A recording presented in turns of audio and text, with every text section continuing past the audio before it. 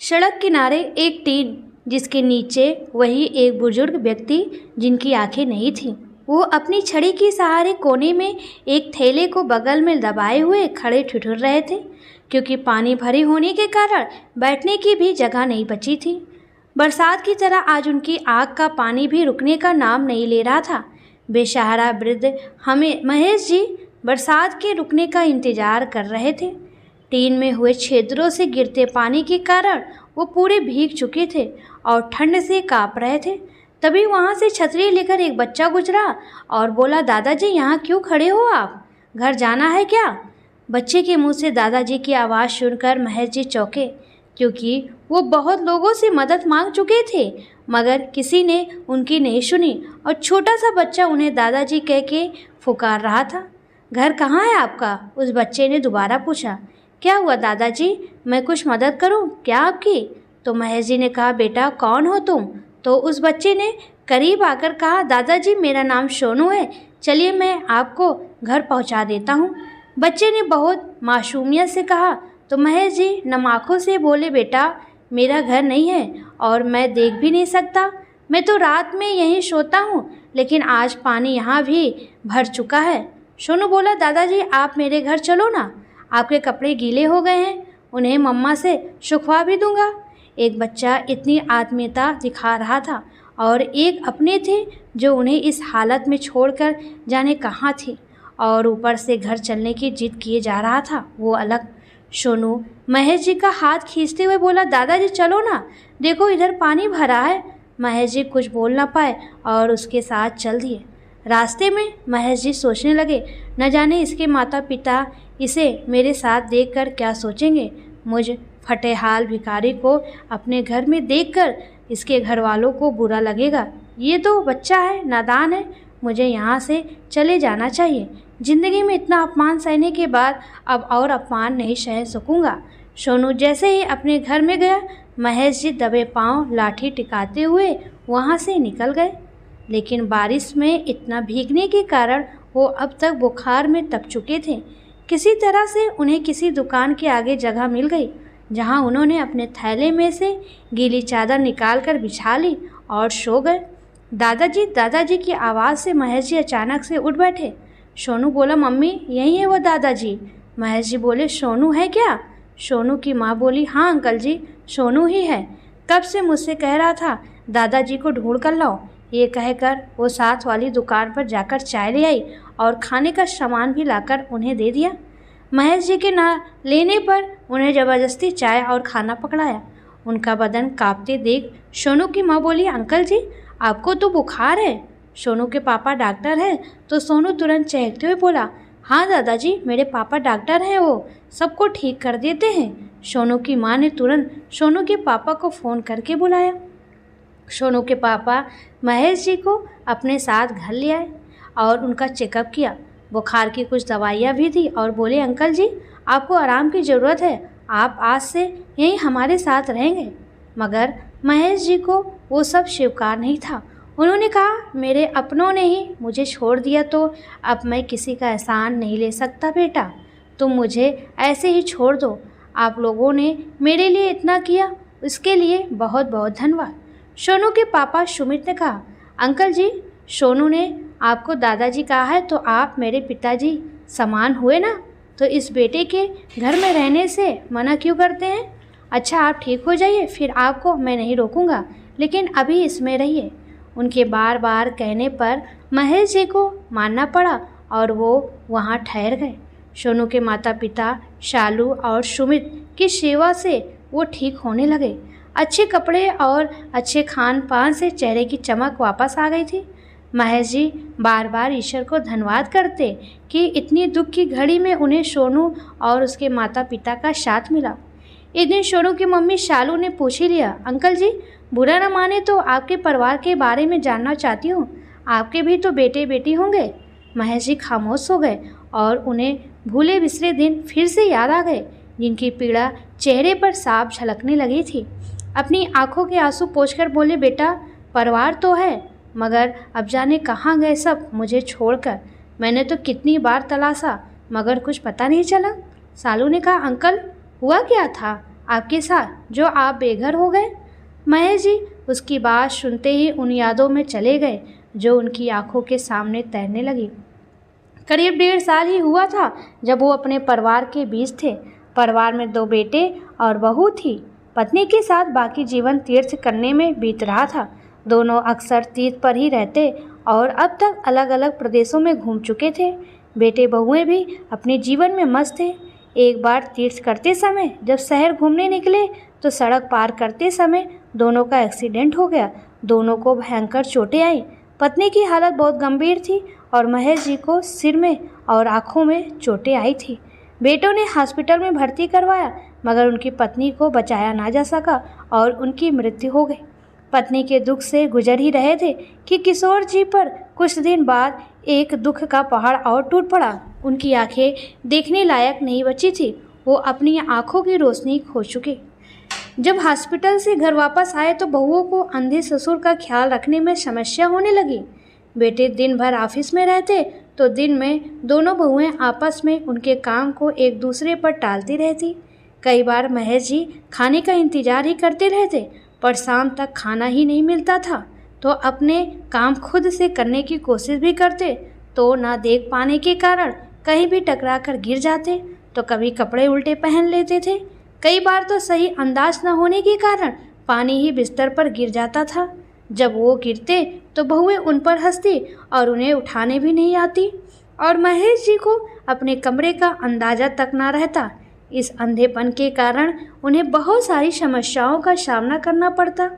एक दिन बड़ी बहू रचना ने अपने पति राजेश से कहा, राजेश, हम तुम्हारे अंधे बाप को कब तक संभालेंगे? ये छोटी तो कुछ करती नहीं है। तुम्हारा बाप भी हर छोटी बात के लिए आवाज़ लगाता रहता है। मैं सारा दिन थक जाती हूँ। मुझसे तो नहीं होगा। अब कुछ फैसला कर लो। राजेश ने कहा, अब क्या करूँ मैं?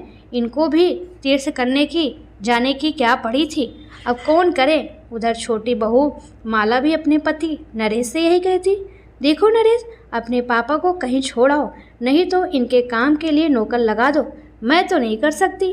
दीदी सारा दिन इनका काम मुझ पर टालती है और मैं अकेले करती हूँ। तुम्हारा बाप नखरे भी बहुत करता है। नरेश ने कहा, राखी, हम नौकर रखेंगे तो उसका खर्चा भी तो देना होगा। बड़े भैया तो देंगे नहीं और हम पर अकेले बोझ पड़ेगा। नौकर रखना तो बेवकूफ़ी होगी। हाँ, इन्हें कहीं छोड़ सकते हैं। माला ने नरेश को बड़े भैया से बात करने का सुझाव दिया तो नरेश ने जाकर बड़े भाई राजेश से कहा, भैया पापा के लिए करना मुश्किल हो गया है। माला सारा दिन लगी रहती है। यही बात राजेश ने अपनी पत्नी रचना के लिए कही। बात का कुछ हल ना निकला। ये बुढ़ा तो अंधा होकर बैठ गया। बेटे बहुओं पर बोझ बनते सर में भी नहीं आती। रचना के तीखे शब्द महेश जी के कानों में पड़ते तो वो तिलमिला कर रह जाते क्योंकि अब खुद भी लाचार थे तो चाहकर भी कुछ नहीं कर सकते थे। एक बार बहुत देर तक खाना न मिलने के कारण महेश जी भूख प्यास से तड़प उठे लेकिन किसी बहू को भी तरस नहीं आया।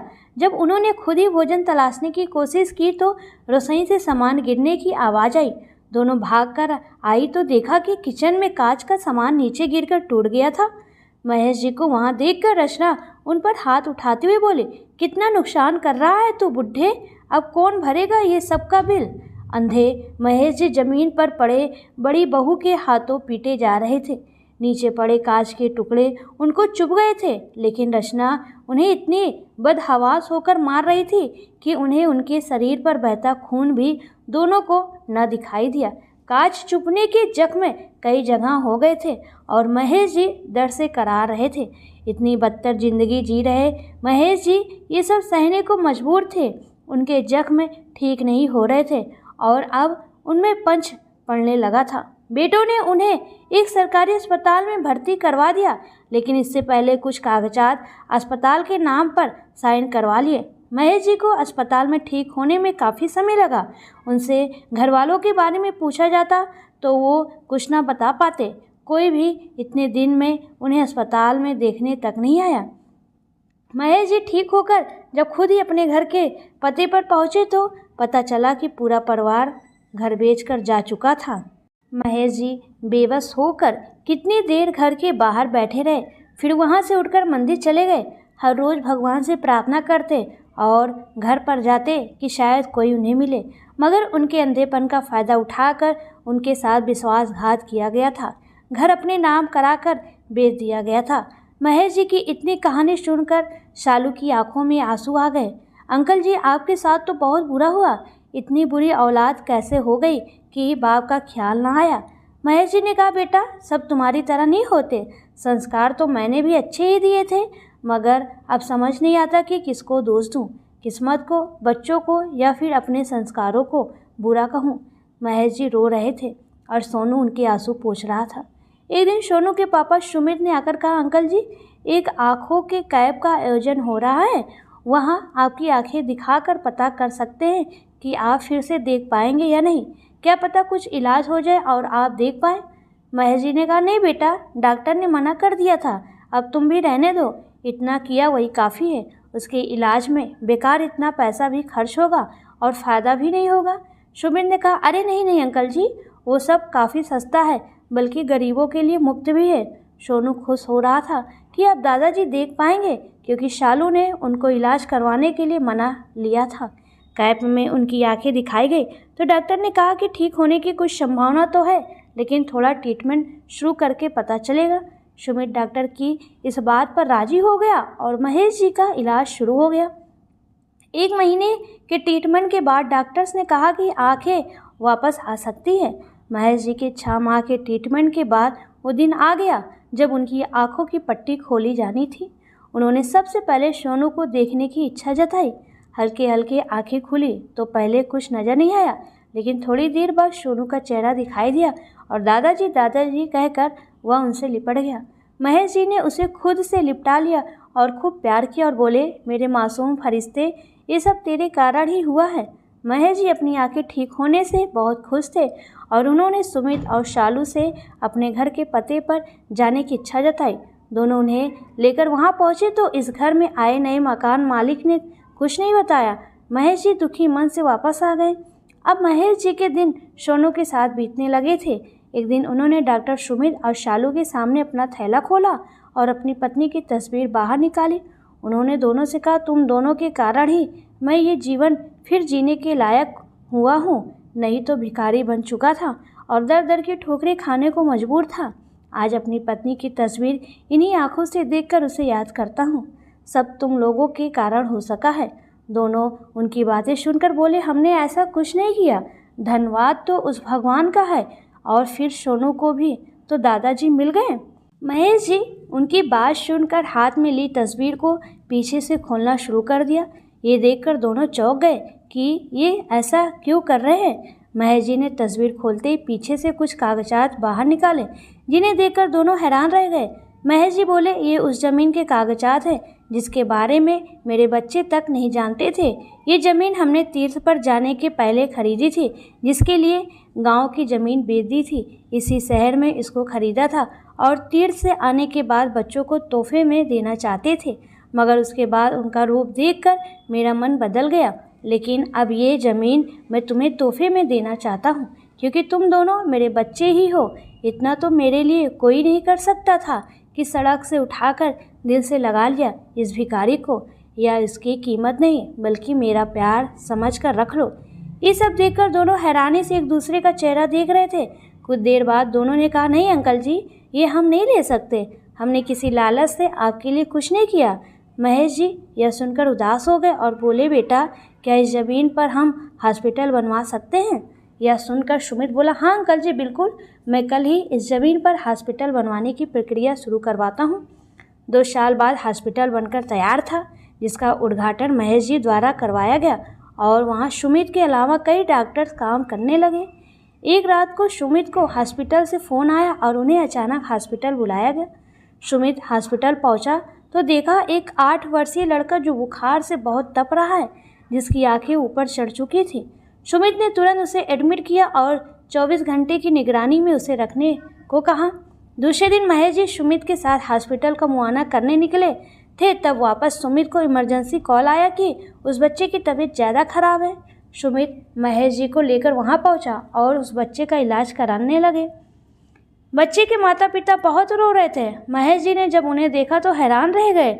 इस बच्चे के माँ बाप कोई और नहीं बल्कि उनके बेटे बहू रचना और राजेश ही थे। महेश जी की नज़र बेड पर लाचार पड़े अपने पोते पर पड़ी तो उनका दिल रो पड़ा। राजेश ने जब अपने पिता को वहाँ देखा तो वो हैरान हो गया कि इनकी आंखें ठीक कैसे हो गई और ये यहाँ कैसे। राजेश के मन में चलते सवालों को महेश जी ने टाल लिया था। पीछे से रचना की आवाज़ आई, डॉक्टर साहब मेरे बच्चे को बचा लीजिए, जाने इसको क्या हो गया है। डॉक्टर सुमित ने बच्चे को देखते हुए धीरे से कहा, बच्चे की हालत बहुत गंभीर है, भगवान से प्रार्थना कीजिए। डॉक्टर की बात सुनकर रोती हुई रचना को किशोर जी ध्यान से देख रहे थे। ये वही रचना थी जिसकी इतनी प्रताड़नाएं महेश जी ने बिन कुछ कहे सही थी। उनके कान में तभी रचना की आवाज़ पड़ी, ये तुम्हारा बाप यहाँ क्या कर रहा है, इससे कहो कि जाए यहाँ से, कैसे मेरी तरफ देखे जा रहा है।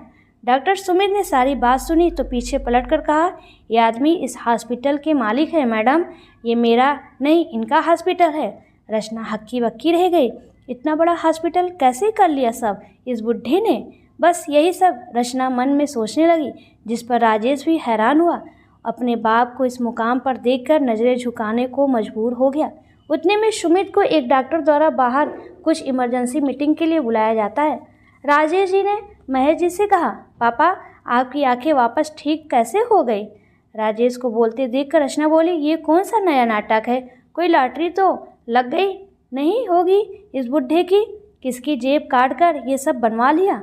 महेश जी ने गुस्से से उसकी तरफ तिरछी निगाहों से देखकर कहा, यही जानना चाहते हो ना कि तुम्हारा बाप मरा क्यों नहीं, बच कैसे गया और ये सब कैसे हो गया। राजेश का सिर झुक गया और अपने किए पर झूठ बोलकर लीपापोती करने की कोशिश करने लगा। पापा आप जाने कहाँ थे, हमें मिले ही नहीं थे। ये सुनकर महेश जी दहाड़ पड़े, झूठ मत बोलो, तुम लोग घर ही बेचकर चले गए थे, तुमने मुझसे गलत कागज़ पर झूठ बोलकर साइन करवाए। जब मैं गया तो पड़ोसियों ने कहा कि कब गए पता ही नहीं चला। बोलो अभी झूठा हूँ क्या मैं। राजेश ने कांपती आवाज़ में कहा, नहीं पापा ऐसा तो नहीं है, कहा मैंने। तभी रचना अपने बच्चे के पास भागी जो ज़ोर ज़ोर से लंबी लंबी सांसें ले रहा था। घबराई हुई रचना बच्चे को आवाज़ दे रही थी मगर उसका शरीर कोई हरकत नहीं कर रहा था। रचना ने महेश जी के पास आकर कहा, पापा आप डॉक्टर को बुला दीजिए प्लीज़, पापा आप तो यहाँ के मालिक हैं, पापा वही मेरे बच्चे को ठीक कर सकते हैं, देखिए ना इसकी क्या हालत हो रही है। रचना महेश जी के कदमों में गिरकर बच्चे के लिए मदद मांग रही थी। महेश जी को अपने पोते की हालत पर तरस आया और वो सोचने लगे इस बच्चे का क्या कसूर है। उन्होंने अपने फ़ोन से तुरंत डॉक्टर सुमित को कॉल किया। बेटा 5 मिनट चाहिए थे। डॉक्टर सुमित ने कहा, हाँ हाँ अंकल जी कहिए क्या हुआ।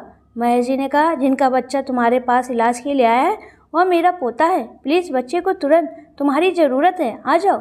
डॉक्टर सुमित ये सुनते ही डॉक्टर से चल रही मीटिंग छोड़कर आ गए और बच्चे का इलाज करना शुरू किया। रचना और राजेश महेश जी के आगे हाथ जोड़े खड़े थे।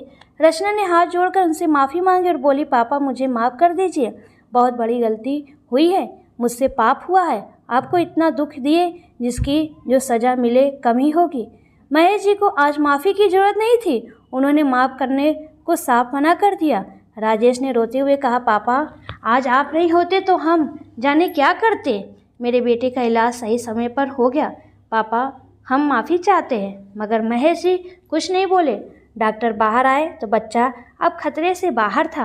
राजेश और रचना ने डॉक्टर को शुक्रिया कहा तो डॉक्टर सुमित ने कहा, इनको धन्यवाद कीजिए, इनके कहने पर ही सब हुआ है। रचना की आंखें शर्मिंदगी से भरी थी, अपने किए कारनामों को याद कर रही थी और अब महसूस हुआ था कि कितना गलत किया था उसने।